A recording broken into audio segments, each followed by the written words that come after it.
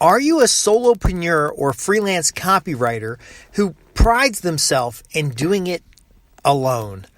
I'm going to share with you today why that's a big challenge and why that's limiting your success as a copywriter or marketer.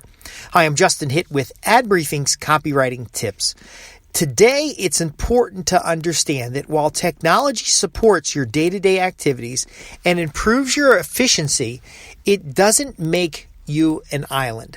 No person is an island. Every person has the need of other people if they want to be more productive, if they want to be more successful, and if they want to create results with words that sell. So I want to share with you a personal experience. I think very quickly and I type very fast.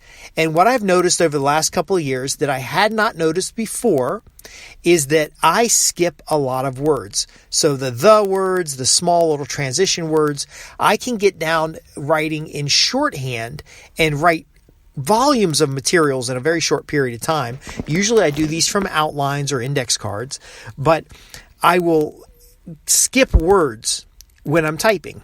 And if I read the same text, even if I'm reading it out loud, what I'll discover is that my brain will put those words back in. So there's a cognitive bias here in how I'm writing that I don't see my own mistakes. Now, this is common with all writers. They don't tend to see their mistakes, but I'm literally omitting words when I'm typing. So if you go on the website and you see a first draft, it could literally have words missing. Now, again, this is a function of my brain. It's nothing I'm going to be able to fix by slowing down. And in fact, slowing down, I would just write fewer words on the page and I wouldn't finish the project as quickly. So the best thing I found to solve this problem was to have a third-party editor go through my materials, fill in the blanks, and it really helps move things along. Now, what happens is sometimes I'll see that the software notices that I missed words, and then I can work with the software in order to fill in the missing words. And that sounds great. The software is going to help me for $29 a year. I'm going to have Grammarly, or I'm going to have some software product tell me where I missed words. Here's the larger problem, is that while I'm fixing words, I'm not writing more copy. See, I'm writing from an outline. And so if I have an outline and I have the text that I produce, whether it's an audio format where I speak the words, or it's in the typed written format where I'm typing the words, someone can take the outline and my words and fill in the blanks while I'm doing the next piece of copy. So as far as efficiency is concerned, it is more efficient and effective to have somebody else go through the materials. Now, I don't need a copywriter to go through the materials. I don't even need a really good editor to go through the materials. I need somebody who can understand common language and can read English and fill in the blanks. Now, we use track changes, or we use some kind of change management system so I can see what changes they've made. And ultimately, I can come back and finish that piece of work.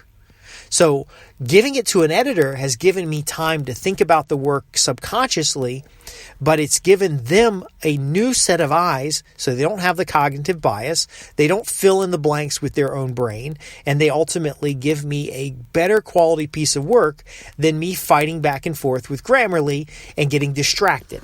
Now, I still might use Grammarly or an artificial intelligence writing assistant. I still might use proofreading. I still might use other things, but the piece of work is further along towards my goal of being a deliverable. So if you're out doing this by yourself, your brain will not know that you're overlooking certain mistakes that your reader may discover. So the use of readers, the use of editors is actually a really good investment, not only because it catches those subconscious invisible mistakes, but it also helps you speed up your writing effort. Now, I see everything as processes, and that's why those who follow the tips we give here at Ad Briefing's Copywriting Tips are such effective and productive writers. But if you want to be a more effective and productive writer, you have to understand that writing is a process. You might sit down sometimes and just stream of thought and write things down and fill a page. But in order to turn that page into profits, you need to understand that there's writing structures, there's sales letter formulas, there's ultimately a process for writing. Now, what happens if you don't follow a process for writing? Well, I have read my own materials years later and been embarrassed by the mistakes that I've made. Now, I've gained and improved as a writer, just like you're improving as a writer.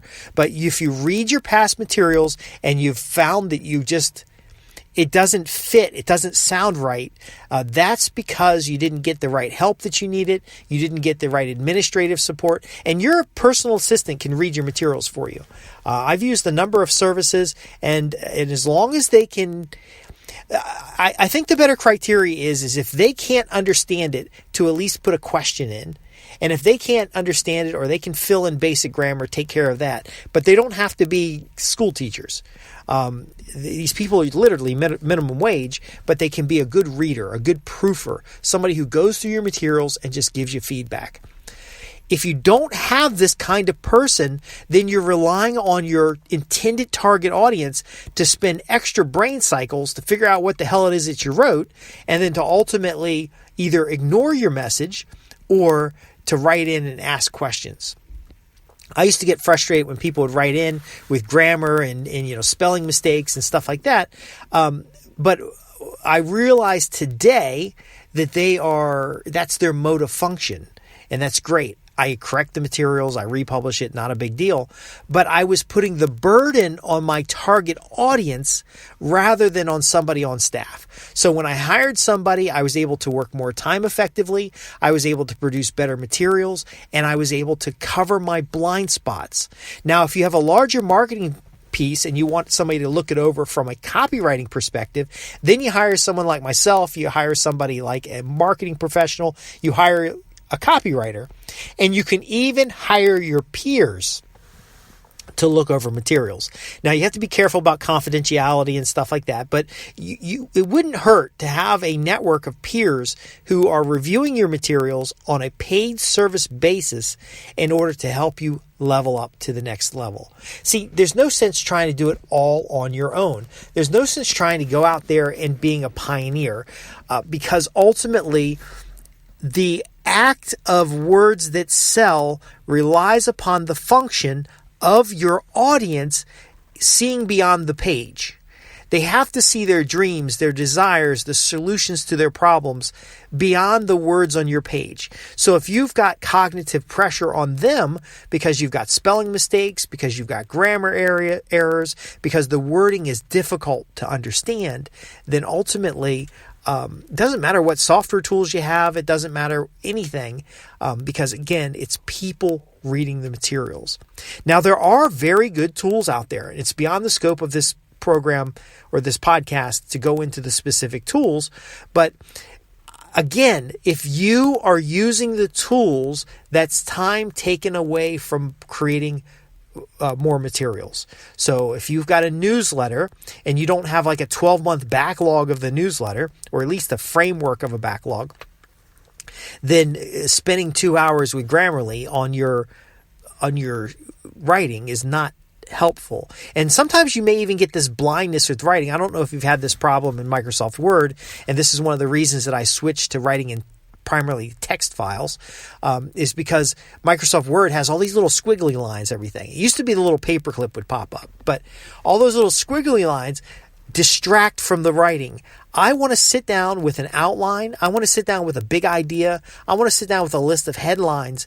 And so, for example, I use a headline benefit list sometimes and just plow through the writing. If I'm doing a long form sales letter in a 2-hour sitting, I want to be done with like 8 to 10 pages. And I want to be able to be draft ready to pass off to somebody else in order to get feedback, in order to get writing exposure to an audience.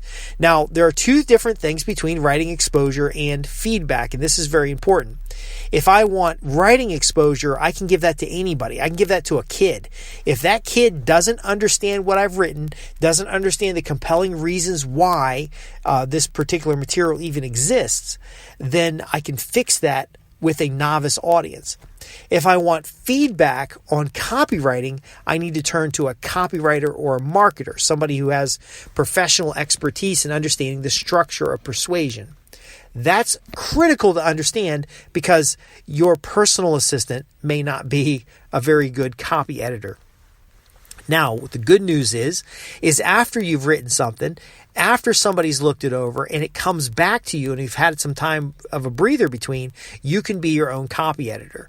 It's better to have a copywriter do it. It's better to hire somebody who's a professional.